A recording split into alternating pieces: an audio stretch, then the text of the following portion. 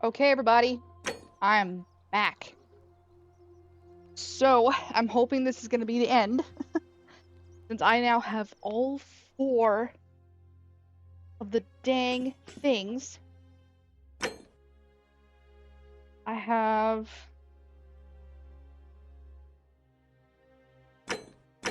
2, 3.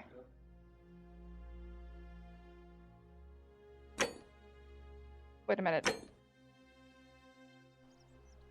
Wait a minute.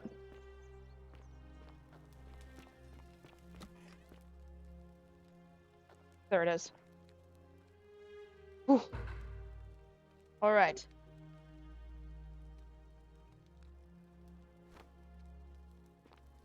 I have all 4. Now, I can go to the obelisk and end it from here. Or, I can go ahead and do the Heart of Gold. Okay. Maybe I'll do this one first.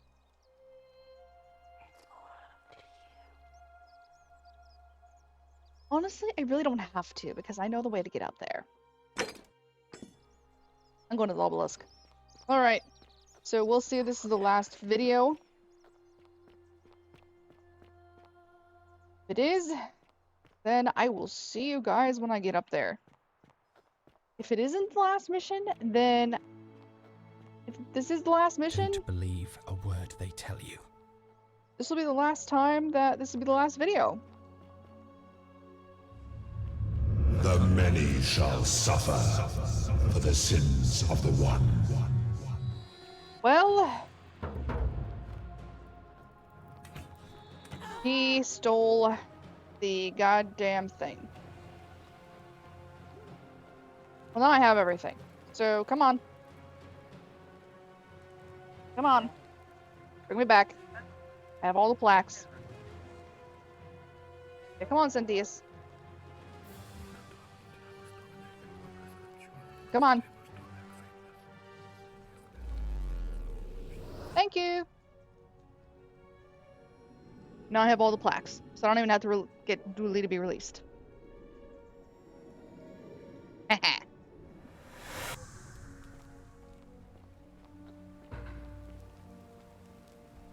Now we're back again. Hello. Salve, friend. Mind telling...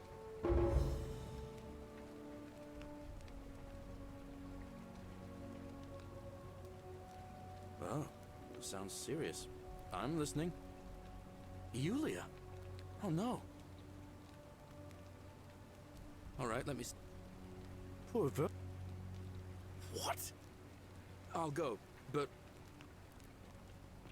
Okay.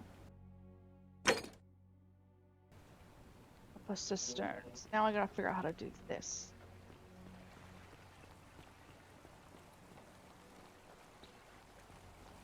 How do I do this? Let's see.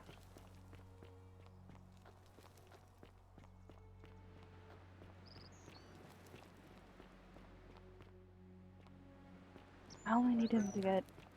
Centius can stay elected. I just need Galerius to get... Heavy go so I can... Julie already gave me his key. Oh, sap.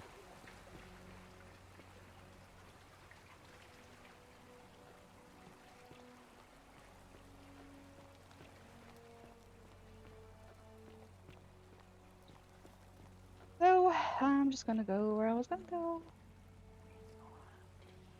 Just get to the palace.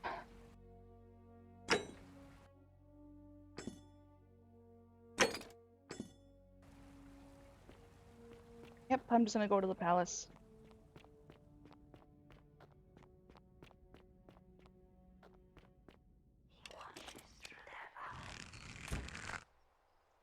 Oh, wrong bow. I know, he watches through the eyes. I know.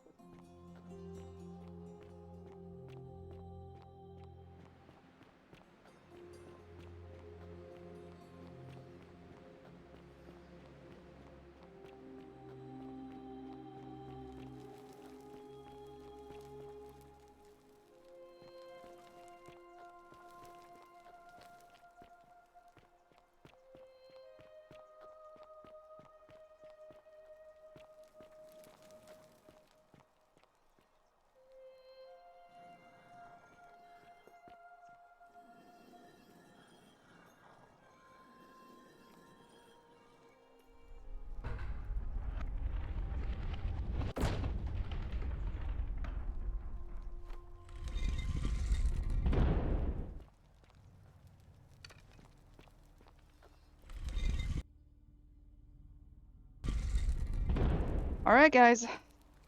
This is gonna be one ending of...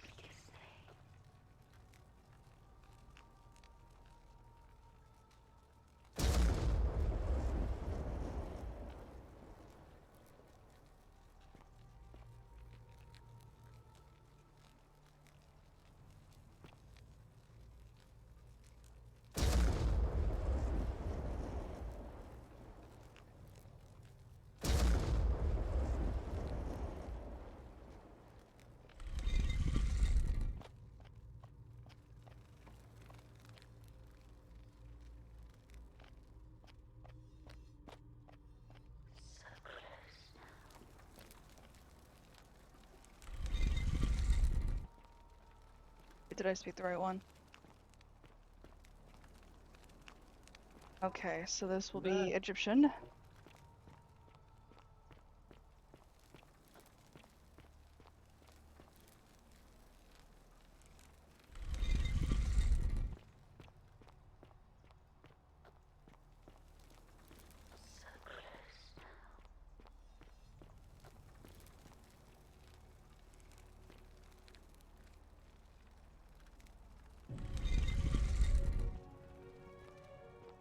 Okay. What? Are you kidding me? What in the hell is going on?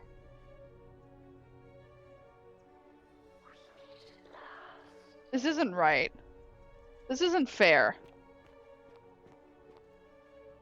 And here you are. Allow me to introduce myself. As you have already gathered, I've been known by many names. Nergal to the Sumerians, Osiris to the Egyptians, Hades to the Greeks. This isn't right. Pluto to the This Romans. isn't fair. But the one constant through it all has been my title, God of the Underworld. And I've been watching you with curiosity, mortal, ever since your arrival.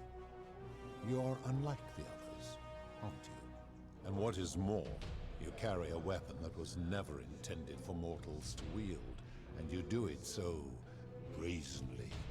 But there will be time for your reckoning later. First, as a reward for undoing the desecration of my obelisk, I will allow you to satisfy your curiosity. Ask what you will. That is merely the name your people have given to it, but yes, it is my doing.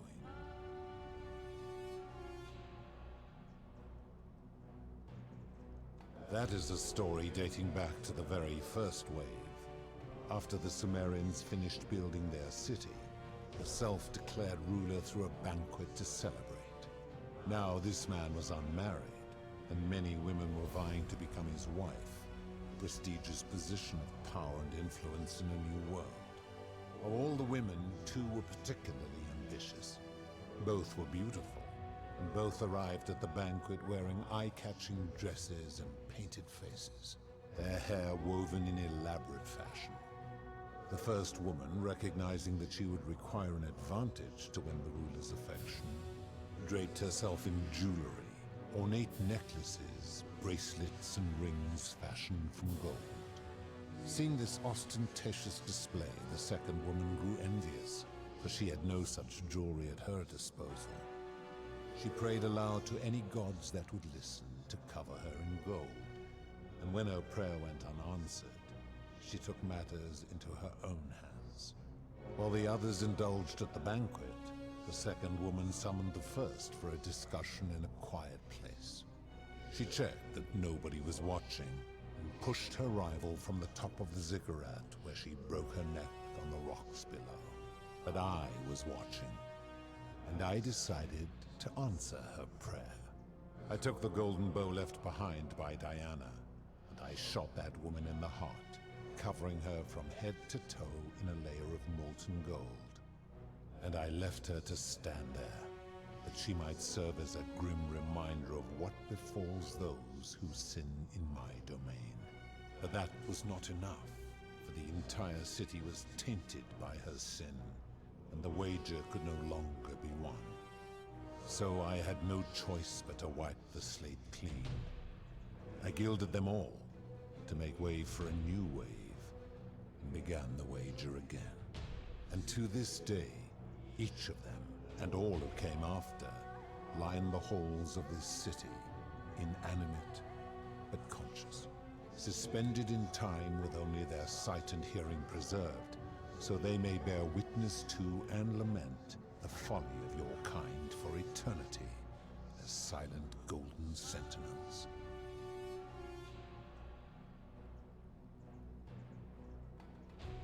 I've always considered that the cornerstone of morality is the ability to determine right from wrong on one's own. No attempt to lay out rules like your Code of Hammurabi or your 12 Tables of the Roman Republic can ever cover all possible scenarios. This should come as no surprise to you, since the core principle has been expressed in many forms by many of your civilizations. The Egyptians made a rudimentary attempt with do to the doer to make him do. The Greeks refined it with avoid doing what you would blame others for doing. The Roman Stoics added, treat your inferior as you would wish your superior to treat you. Even the so-called cultists hiding among you often say, do unto others as you would have them do unto you. It is the simplest of concepts, and each one of you is born with the faculties required to apply it to any situation. Yet none of the peoples who expressed this rule were able to uphold it. Curious, is it not?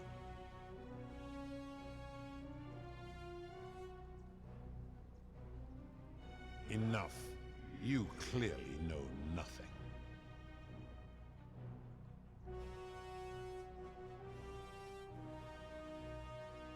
Do you plan to speak in sweeping generalizations, or are you going to give me an example?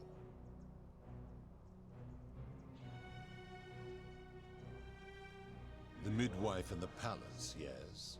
How is that inconsistent with the rule? The rule is do unto others, meaning other people. Those statues are something else now. Bloodless shadows, mere shapes of their former selves. They are forsaken. What happens to them is no concern of mine. Applying this rule always requires us to interpret the meaning of the words. The literal interpretation helps to minimize the ambiguities of your primitive language. Supposing you're right, then my law has been broken, and I should turn you all to gold immediately. Is that what you want?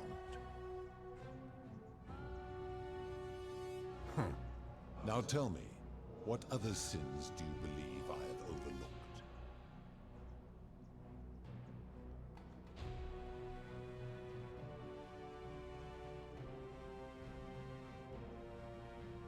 I've seen no such thing, but taking one's own life is a self-directed act. It is not one that is done to others, however they may be affected by it. Therefore, it cannot be. Now tell me, the merchant, how is that inconsistent? I disagree.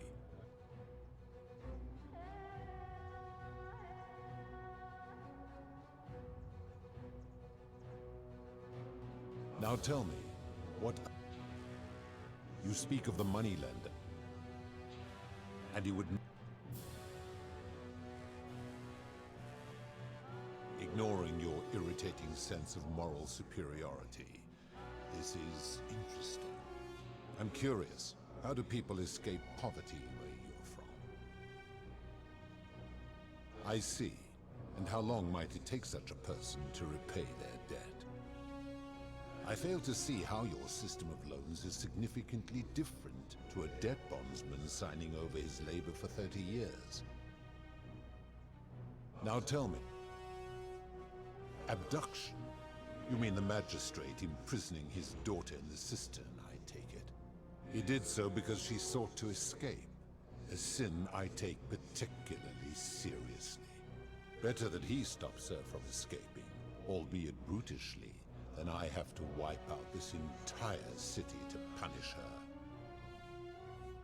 Now tell me, do you honestly think you could do better?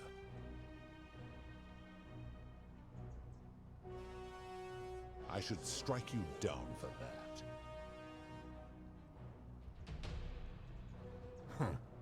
Now, did you have any other questions before your reckoning?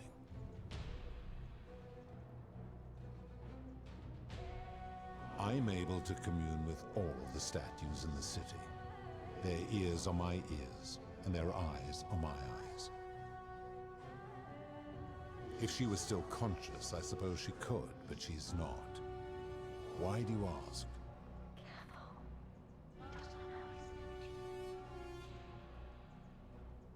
Then what an odd question. When my kin departed, they left behind many relics, which I inherited. A consolation prize of sorts. The golden bow originally belonged to one of my kin, who the Romans called Diana. As my collection of golden statues grew, I chose the most ferocious among them, and equipped them each with a duplicate of her bow, and tasked them with hunting down the Forsaken at my behest. They became known simply as Furies. Very well. My story is many thousands of years long. You will need to be more specific. What do you wish to know?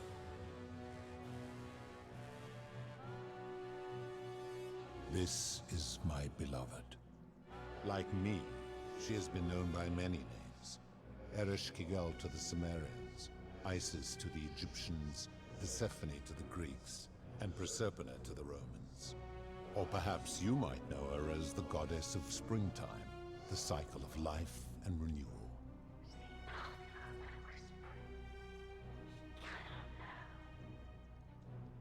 Your gaze lingers too long. That is my servant. You would have met by the river, though she wears many faces and goes by many names. Kumutubal to the Sumerians, Kirti to the Egyptians, Charon to the Greeks, and Charon to the Romans. Her role is to ferry souls between the mortal world and this one, and to make their transition as seamless as possible.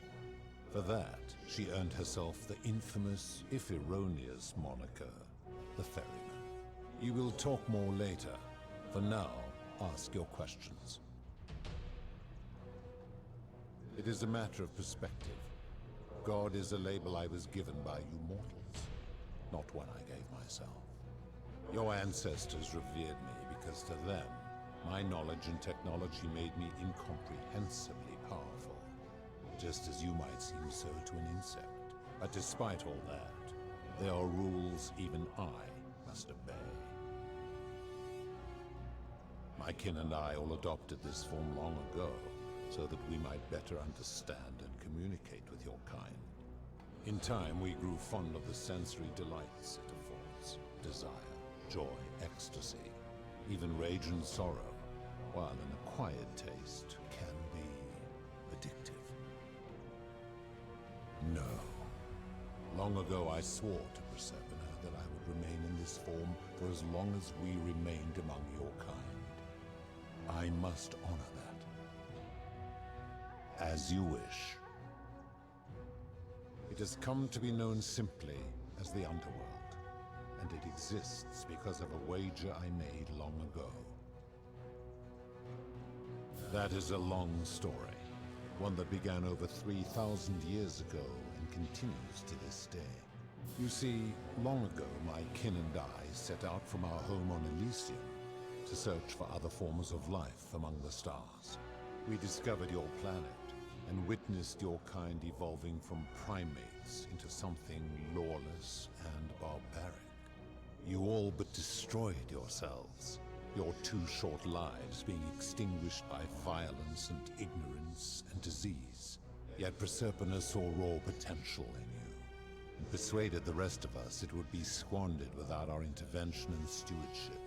So we revealed ourselves to your people in a place called Sumer. We offered guidance in agriculture, toolcraft, and law, and you called us gods. For a time you flourished, but soon you were too many for us to oversee. And as you spread from that cradle of civilization, we saw something disturbing. We had sown the seeds of dependency and confusion, and soon you returned to your old ways of violence and ignorance. this time in our name. My kin had seen enough, and gave up on your kind, condemning you as barbaric and chaotic, scarcely more than animals. We began preparations to return to Elysium, our home world, a utopia unspoilt by conflict and unimaginable in its beauty. But my Proserpina could not bear to abandon your kind without guidance, and knowing it would force the rest of us to leave her behind, she made an extraordinary sacrifice. She gave up her immortality to descend permanently to the ranks of humankind. And so she began her inescapable trajectory toward death. Horrified, I acted swiftly. I placed her in suspended animation in a deep frozen sleep to prevent age and sickness from claiming her. And then I pleaded with Proserpina's father, who the Romans called Jupiter, to bring her with us to Elysium. It was and is my hope that once there, we might one day learn to undo what she has done to herself. But he refused. I did everything I could to persuade him, but he would not relent. He would rigidly uphold his final pronouncement.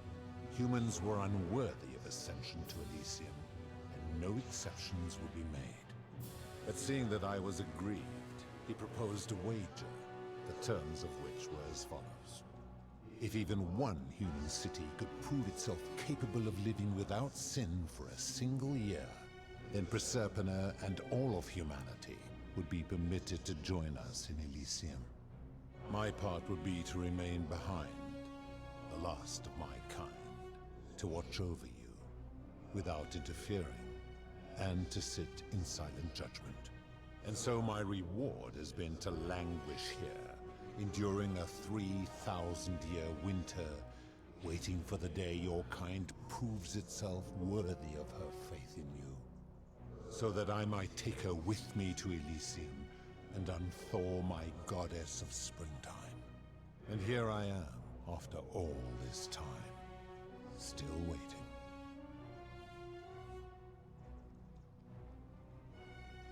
As the first wave of your kind arrived from Sumer, I had them build a city in their own fashion, so that they might be comfortable and recreate their lives here. I had them build the entrance as a vertical shaft leading to baths, to cleanse them of the sins of their former lives, and to prevent escape. I watched wave after wave of Sumerians arrive, and as their civilization declined over the centuries, they were replaced by Egyptians. Of course, believing themselves to be the superior civilization, the Egyptians promptly built over what had been built before, and made all the same mistakes. After another 1,000 years, the Greeks began to arrive, and then the Romans, and they all did the same thing. They built upon the underworlds of their predecessors, renamed their gods, and ensured their foundations were forgotten. To ensure the wage was fair, it was important that my subjects were chosen at random. To this end, I had my servant distribute 1,000 tokens fashioned from silver, a rare element at the time, across all of Sumer. Whoever died while in possession of one of them would be located by my servant and ferried to this place, with no memory of how they arrived.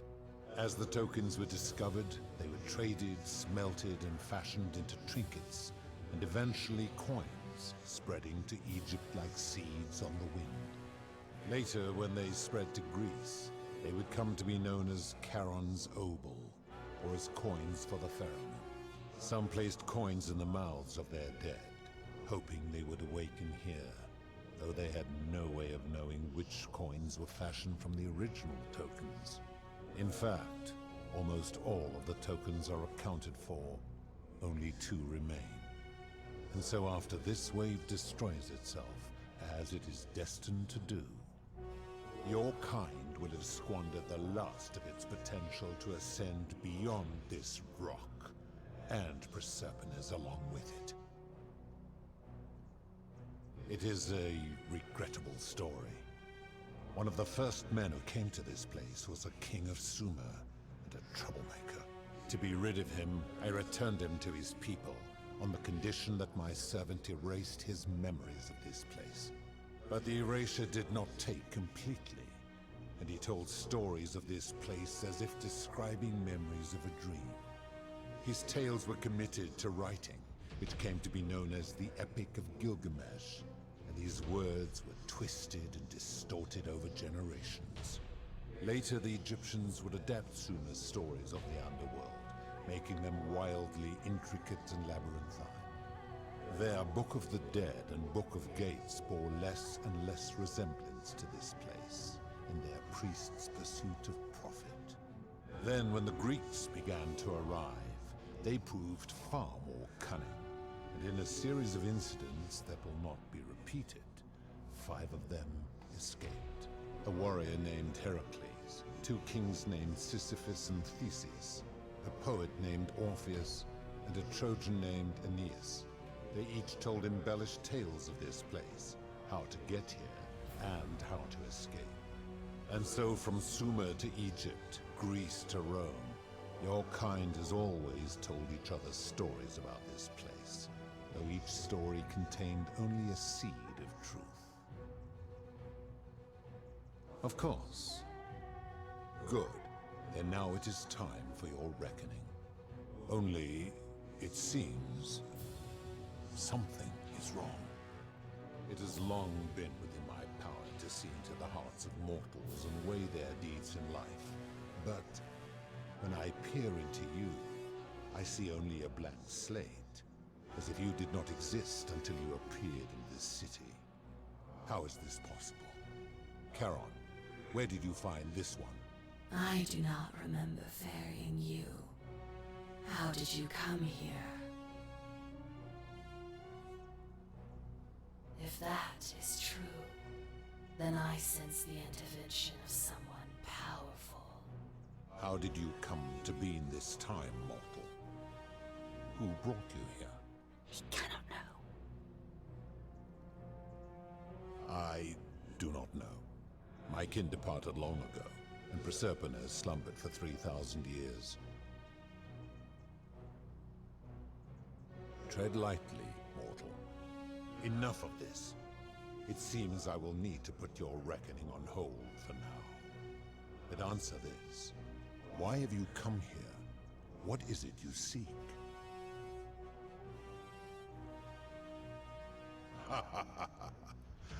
Your hubris is amusing, so I will allow you to make your case. But I warn you, if you anger me or waste my time with lies or wrong-headed arguments, you face death here. So, tell me, why should I put an end to the so-called Golden Rule?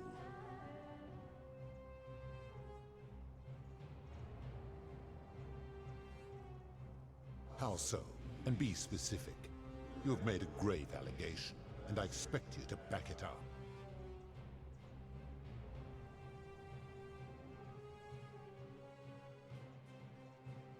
He is a volatile and confused fellow, that one. True. I have witnessed him doing that. His cruelty does seem to grow greater by the day.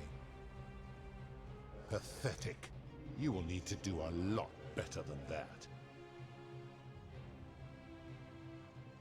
That is a very serious accusation, mortal. What sin have I committed? What evidence do you have to support it?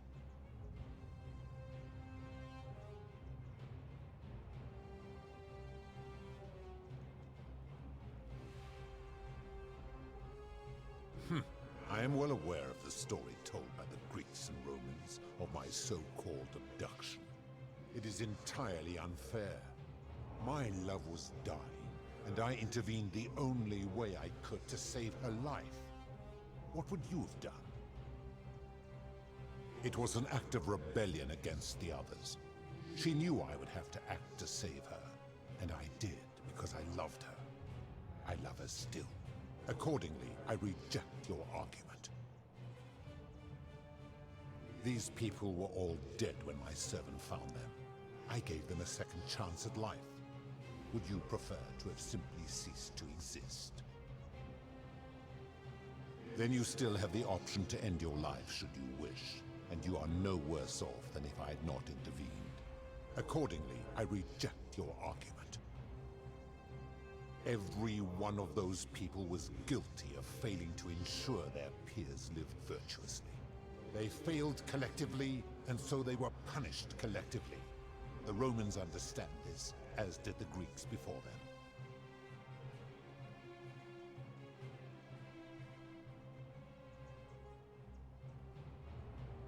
Ah, but I am a god, and you are a mortal.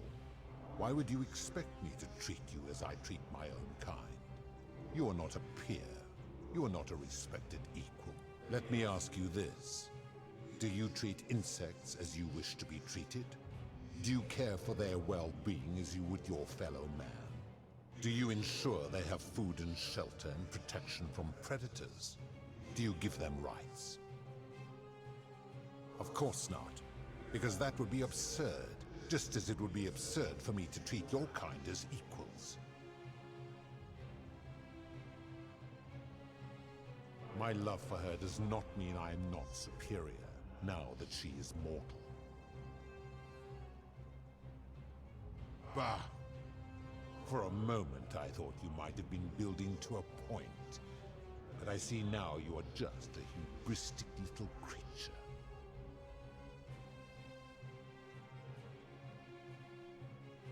How so? And be specific.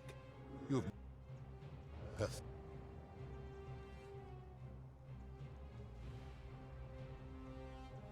That is a very...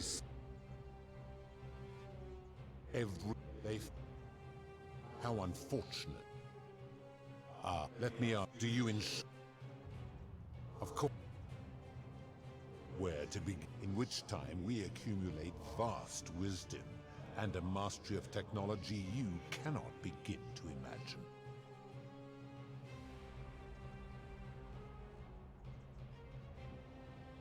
Because that is the source of our power over you. You could say that. My kin have no superiors. That is true. Go on. Make your point, mortal. Let me ponder that for a moment. If you are right, then it would follow that all this time I have been in the wrong. But no, the very thought of it grieves me. How can I accept your argument when doing so would make me a tyrant and a monster? Wait, what? What are you saying?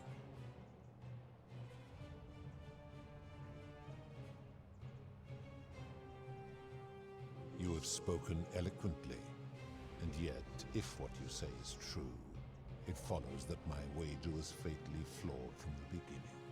But that would mean Jupiter, Proserpina's father, who knew more about you than anyone, proposed a wager I could never win. Why would he do that?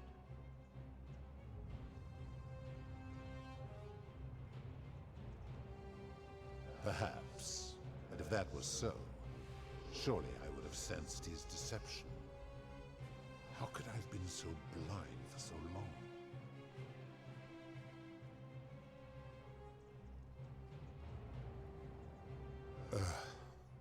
Your words sting me, mortal. But perhaps it is what I deserve. As difficult as this is to admit, I have suspected as much for a long time now.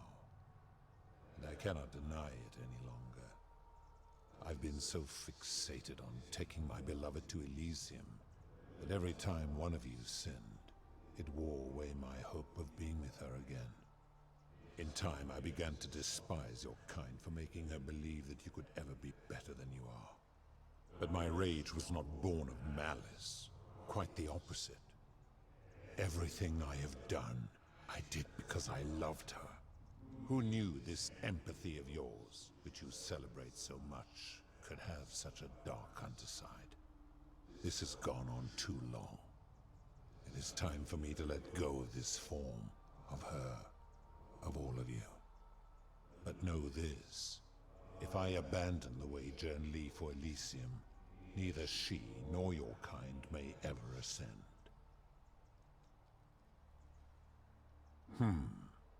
Very well. I will have Charon make arrangements to ferry the others. But as for you, be aware you will be separated from the rest. Once this exodus begins, the events that brought you to this moment will never have taken place, and you will have created a paradox. What will become of you is difficult to predict, but that is the risk you have taken by interfering in the natural flow of time. Now, are you ready? Farewell, mortal.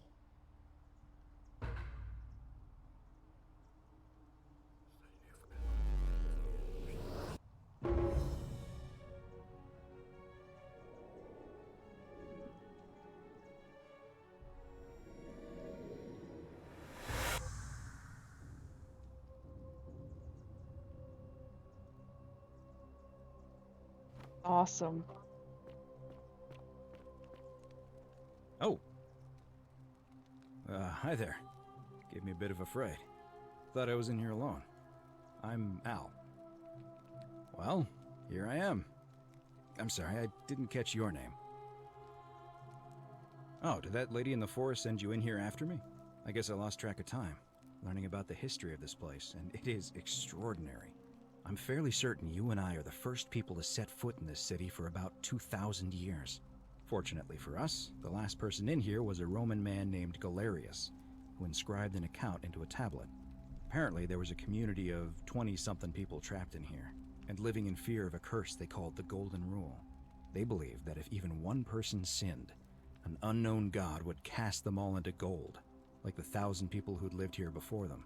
Then, one day, just as Galerius had finished praying for a good harvest at the shrine of Proserpina, an oracle appeared and told him how to solve the ills of the city, like saving the life of a dying woman, foiling an assassination attempt, and so on. Meanwhile, the oracle walked up to the temple of the mysterious god, this one right here, and demanded an audience. And the doors just opened up to her. Nobody knows what went on in there, but Galerius wrote the oracle must have been more persuasive than Odysseus, because the next thing he knew, the ground shook and the voice of that god rang out over the city. The many have suffered long enough. Unfortunately, Galerius' account just sort of stops after that, leaving a lot of questions unanswered. What became of him and the other people who lived here? What happened to all the golden statues? And did this mysterious oracle single-handedly undo the curse that had terrorized people for hundreds of years?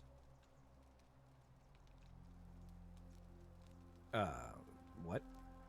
Oh, I see. For a moment there I thought you were serious. Anyway, I think I found a way out through the aqueduct that brought water into the city. Follow me.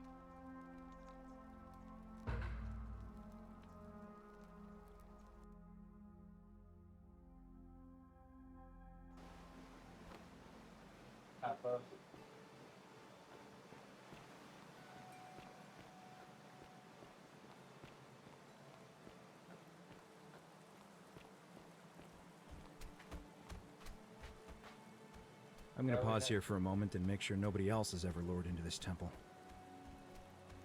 You go on ahead. I'll be there soon.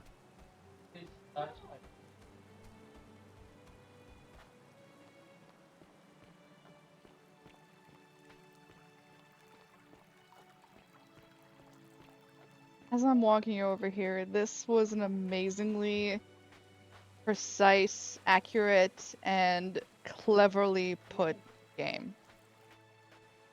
And very forgiving. And that for me makes a game just beautiful, and it makes a game just stay with you for a very long time. Especially since Galerius put in a tablet about an oracle, which is what he called me. And there's Karen again. You're back! But you're alone. Does that mean you didn't find Al? Ah, what a relief. Thank you so much. I was beginning to think you'd both become trapped in there. Why don't you tell me what you discovered while we wait? Ah, I see. I thought you might. Well, now you know. I suppose you have questions.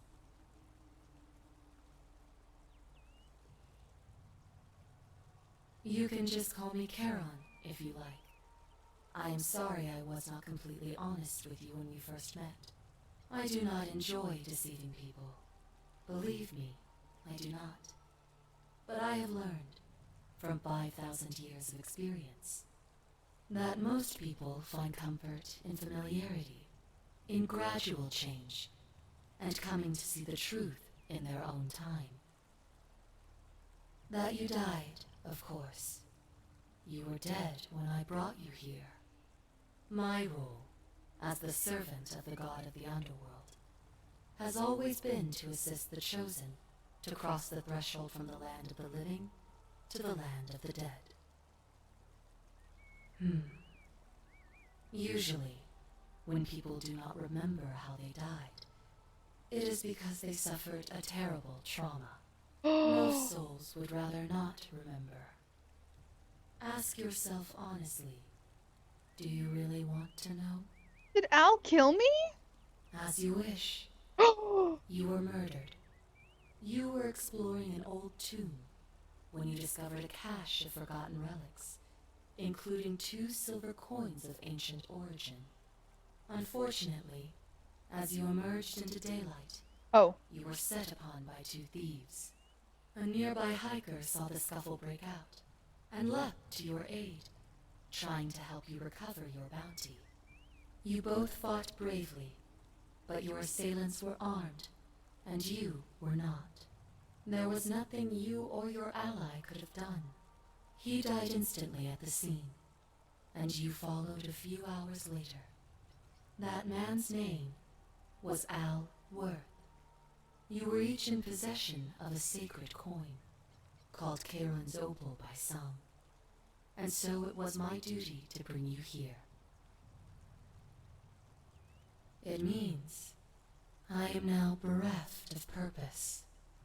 There is nobody else to ferry here, nobody to keep you company. After 5,000 years, the Underworld has finally run its course. I see no point in keeping you here, but I have to ask one thing. That you keep this to yourself. Look! Here comes Al now. Al! It's so good to see you. You were gone so long I thought I'd never see you again. Kinda lost track of time in there. You wouldn't believe what we found. The ruins of a long-forgotten city. And there was a tablet describing an oracle who confronted a god and undid an ancient curse. Sounds like quite a story, and I look forward to hearing all about it. But you two look exhausted. Why don't you hop in my boat and rest while I ferry you back to civilization? Sounds good to me. And you? Are you ready to go home?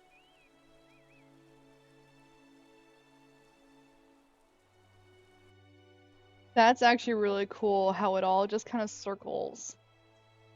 And I even have an epilogue. Oh my god. Oh.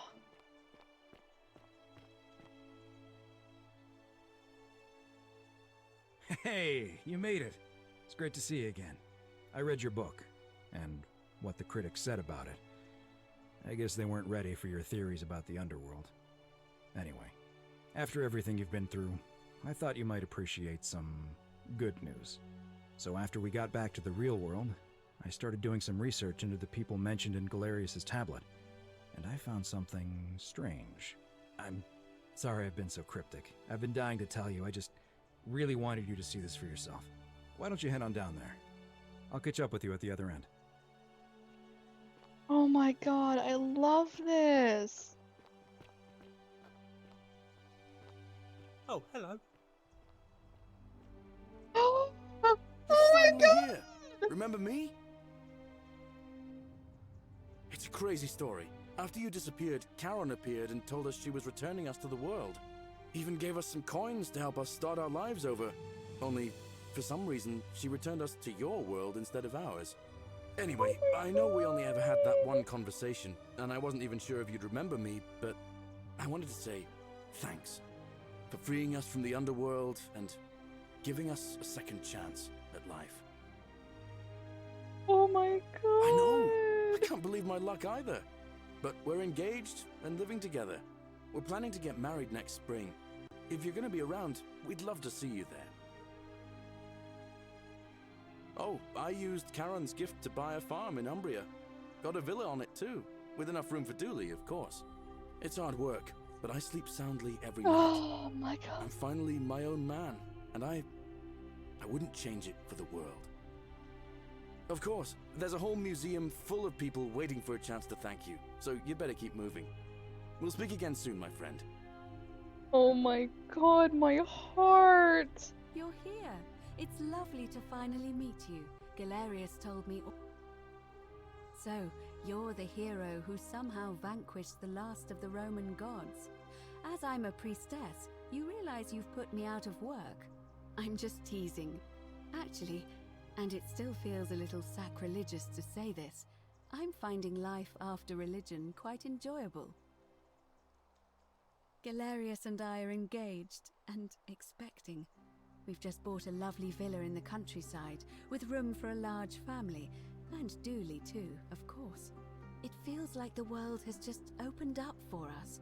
There's so much to learn, and so many more possibilities for our children than we ever imagined. We're just so thankful for what you did for us, for all of us. Oh, it's sweet of you to ask. She recovered nicely. In fact, she's here somewhere, if you'd like to ask her yourself. See you at the wedding, I hope. Hey. Oh, Horatio's in the military? I'm Horatius. I knew it. Oh my god. I understand we have you to thank for giving us a second chance at life, and reuniting Scintilla with us as well. So, thank you. He's not my... Oh, I see what you did there. Good one. He had more trouble adapting than most. He got himself disqualified from the UFC, so he started some kind of underground blood sport tournament, like we had in Rome. Suppose it appealed to people's baser instincts. And they say he made some good coin, killing a bunch of men like that. But his luck finally ran out, and his life along with it. You know what they say. Live by the sword, die by the sword. Perhaps. I'm living up north and studying in the military academy in Modena. I'm going to be an officer one day. The world's changed a lot, but some things stay the same. Would you believe we're still studying military tactics from my time? Alexander the Great, Caesar, Hannibal Barca. Still, I have to keep challenging myself to let go of old ways of thinking and embrace the new. As Seneca wrote, the ones who pioneered our paths aren't our masters, but our guides. See you at drinks later, I hope.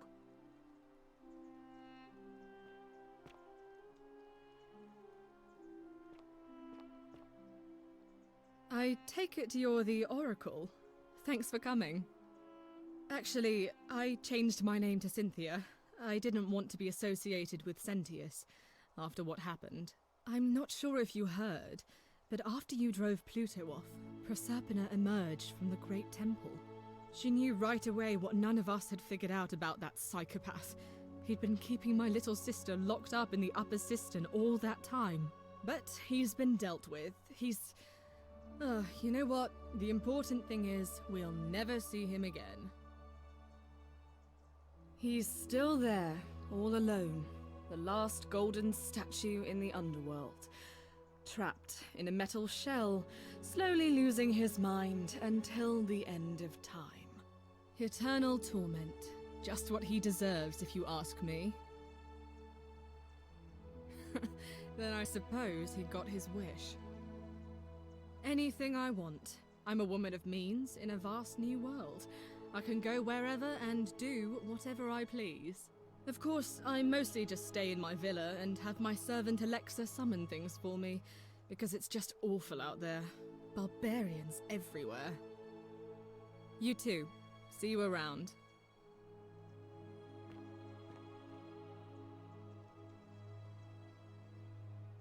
You're the Oracle, right? Oh, of course, sorry. And I never got a chance to thank you for telling Galerius how to save my life. And of course, getting me and all of us out of a terrible situation. Oh, I barely recognize myself. I'm living in a house share in London with my wonderful girlfriend. And I'm studying English at university. Eventually, I want to travel the world and write about it. Turns out, it's about 30 times bigger than the Roman Empire ever was. Did you know there are entire continents Rome never knew existed? And you can travel almost anywhere in an aircraft, which is rather like flying on a Pegasus, but much more comfortable. Oh, sorry, you already know all that, of course. I'm just so excited. There's so much to see and learn and write about. I have noticed people from your time have no idea how fortunate they are. I hope to change that. One day. I am basically at the end. Last I heard, Malleolus kept insisting he was the last rightful ruler of the Roman Empire, and wound up being committed to a psychiatric hospital. As for Claudia, she was always so viciously unhappy. Someone said she'd blown all her money on wine, trying to drink herself back to the Underworld. After the horrific way they treated Ulpius and me, I can't help feeling a sense of... what's that German word? Schadenfreude? Thank you. You're very kind. Ugh. Someone told me she was boasting about getting her claws into some rich prince, and how she was going to be living the high life from now on. Even in your time, life still isn't fair. Apparently, he'd proposed before they'd even met. And last I heard, she'd bought herself a first-class one-way ticket to join him in some exotic place called... what was it? Nigeria? Some people have all the luck. Well, you are the Oracle, so I suppose I'll take your word for it. Huh. I feel better already. Thank you. You too! If you're ever in London, let me know. We can go to bars and drink wine and listen to the stories of the 9 million people who live there. I hope so.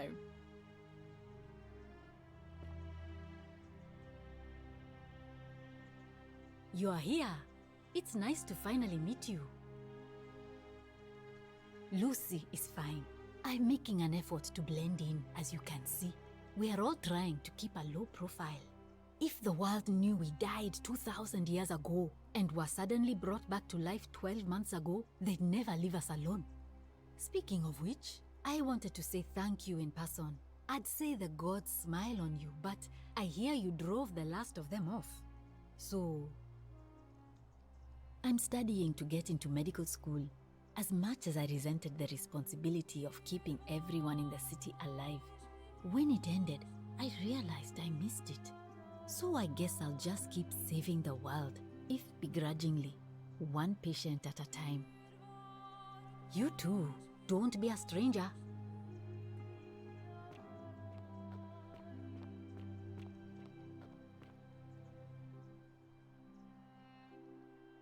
I take it you're the Oracle everybody's talking about. It's a pleasure to finally meet you. We have? I'm sorry, I don't remember. In any case, I'm Philip. I never thought I'd leave that cave, let alone the city. And now I'm living in the 21st century. What a time to be alive! And it seems I have your catabasis to thank for it. I'm working as a consultant to the Faculty of Classics at Cambridge University, helping fill the odd gap in their knowledge. Not that I need the money, but I do love being around enlightened minds again. My sincere thanks once again.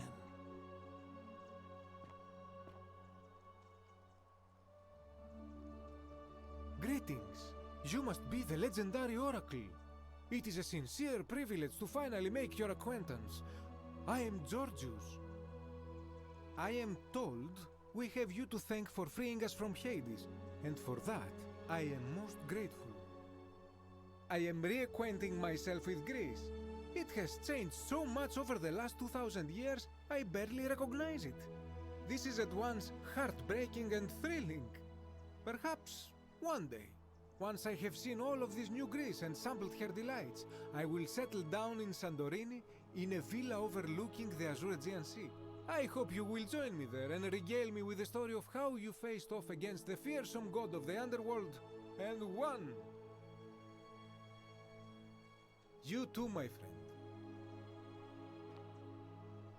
You're the one we've been waiting for. I'm Fabia. I wanted to say thanks for sending Galerius to save my life. I don't know how you knew, but I would have been crushed by that shrine for sure. I'm just so happy to be here with you and everyone together again, even if it's just for one more night. Well, it's not like I have to work with all the silver Charon gave me, so I just do what makes me happy. Mostly that means baking for my friends and looking at memes while binging TV shows in yoga pants. What a time to be alive. Thank you. I really am. You too. Good evening. Hello there. Oh, hello. It's lovely to meet you. I'm thankful that you're here. I was sure the person who drove off the last pagan god would have more important things to do Good than evening. visit the likes of us. But thank you for coming and for saving our lives. What you did was extraordinary, and I'll never forget it. I'm living in Rome again, in a charming little flat by the Tiber, not far from my old place. Oh, and I'm training to be a crisis counselor. After you sent Galerius to persuade Ulpius not to take his own life, I was inspired. I just want to spend the rest of my life helping people, like you helped him. Thank you. That means a lot. And you. Greetings. Thank you for your kind words and for liberating us all. In all the time I was in the Underworld, I never once imagined that I might end up in a place so much like Elysium. I'm recovering. Octavia was kind enough to let me stay with her for a while, at least until I'm well enough to be independent again. Ah, you remember that. I'm a little tired of Ovid, but that's all right. I have 2,000 years worth of poetry to catch up on now. I'm already up to the 19th century, and am quite enjoying the work of a fellow named Poe. I think I may have found a kindred spirit.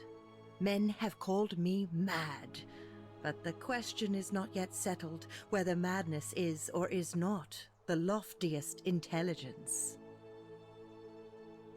And you, farewell, friend.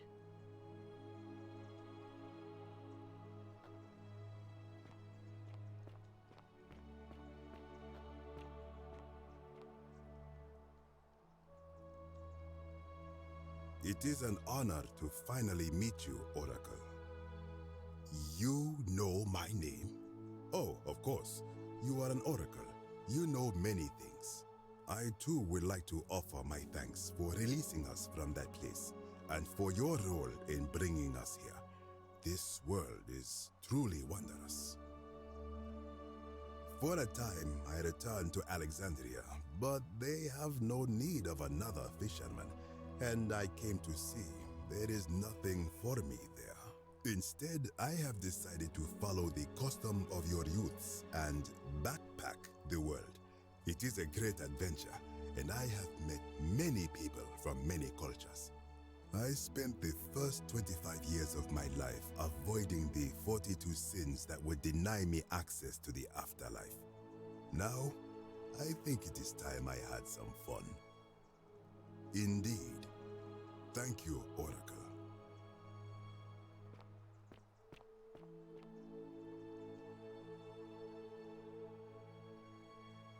Nice to meet you. go by Rufus now. New start, new name. Oh, and thanks, by the way, for what you did. Sorry, I'm no good with the mushy stuff. I live with Virgil in Rotterdam, not far from where he grew up. It's very modern. Destroyed in the war, and it rebuilt itself. Good place for a fresh start. Haven't decided what I'm going to do with my life yet. One adjustment at a time. Huh. Good to know. Anyway, it was good practice for the new world. Security cameras and smartphones everywhere. Got to stay vigilant. You too. Look us up next time you're in the Netherlands. We're grateful.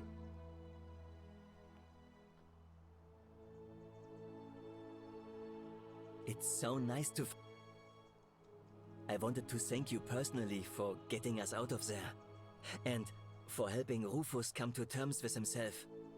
He may come off a little gruff, but once you get past that, he's a lovely fellow.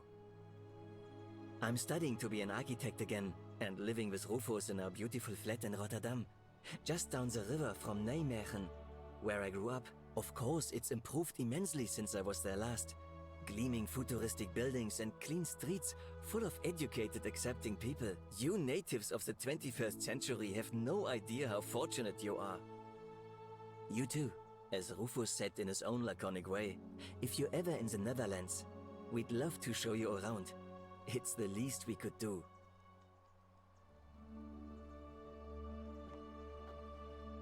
Hello there. Oh, I go by Gabriella now. I didn't want to be reminded of that monster every time I heard my own name. After you drove Pluto off, Proserpina came and released me, and that monster got what was coming to him. Don't worry, nobody did. I'm living with Ulpius on a little vineyard in Umbria. It's even more wonderful than I dreamed it would be. I'm so grateful to you for making sure he's still with us. If you're ever passing through the region, I hope you'll come and visit us. You can try some of our very own wine. Thanks. You too. It's nice to finally put a face to the name. I'm Ulpius. I understand I have you to thank for sending Galerius to save my life. The way you just showed up out of the blue and stopped me from making a terrible mistake, I'll be forever in your debt. I'm living with Gabriella in Umbria. We finally bought the little vineyard we always dreamed of. It'll be a little while before we know what we're doing, but every day I look at her and this extraordinary new world with all its beauty, and I think, what if I'd given up hope and missed out on all of this? So we're living each day to the fullest. And we end them all the same way, sitting together on our terrace with a glass of our wine, which the locals say is almost drinkable now, and watching the sunset over the rolling hillside. And I couldn't be happier. Thank you. I wouldn't be here without you. You too.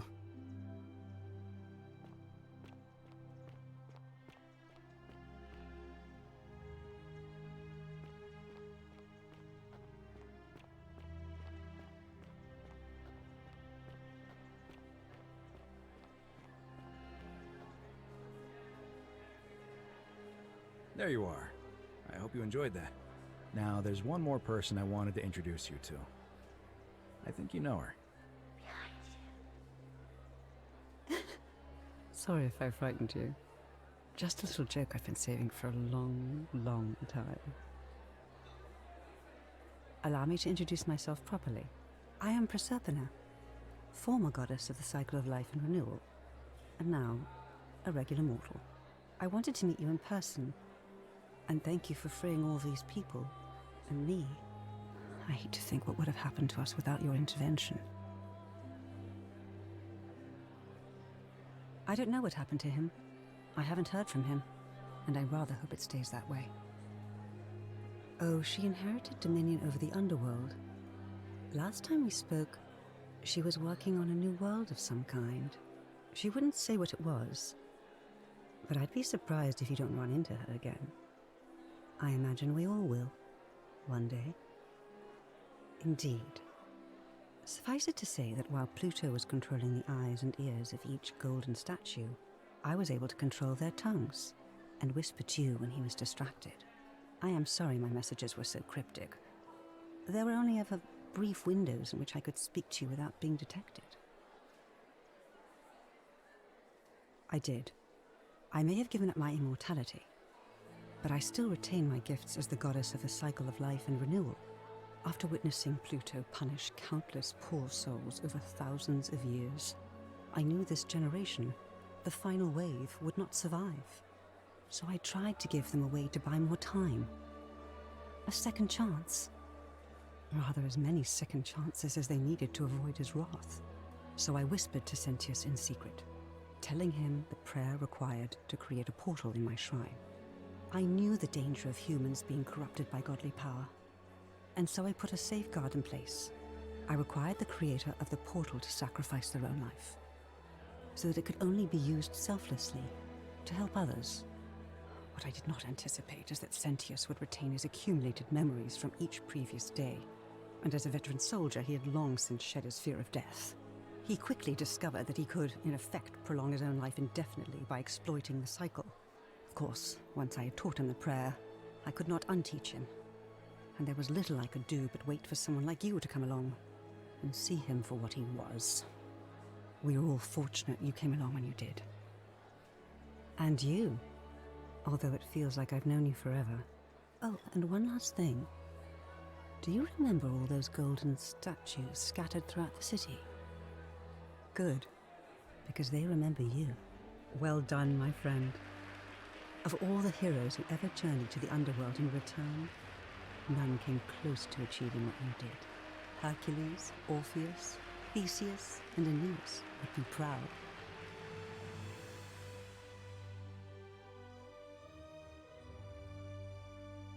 My God. That is such a satisfying ending. There's 3 other endings. You never know, maybe I'll actually try to get it. Get the other 2. The other 3, rather. You don't know, maybe I'll try. But these are all the developers developed by Modern Storyteller, and these are all the people that made this happen. So, my God. This was the best storytelling that I've had since Mass Effect. And that's a pretty big order for me, especially because Mass Effect is like my most favorite story, favorite game of all. And so to have this come into play, I'm so happy I ran into it because it was great at having the story, having the thrill, having the confusion, having the need to figure it out for yourself, and then bring it into this world, and then not have your mistakes end with tragedy and death, which of course it did end with tragedy and death, but you were able to learn from that, and you were able to come back into the world and learn from that mistake you made. And it was really useful that you had to learn from that mistake. And I'm sure that if I had gone to Thalia before I finished this ending, that the dialogue would have been so much different. But the fact that I still kept my memory, I was able to get to this ending and still be able to bring her up in the end. So it's a recommended. Like, I recommend everyone play it because it is really awesome. It was a really awesome game, and yeah, it's just beautiful, a beautiful game. And God, I did. God, I did. And I do. I recommend this hugely to a friend, hugely to everybody, and I'm definitely going to do this. I'm definitely gonna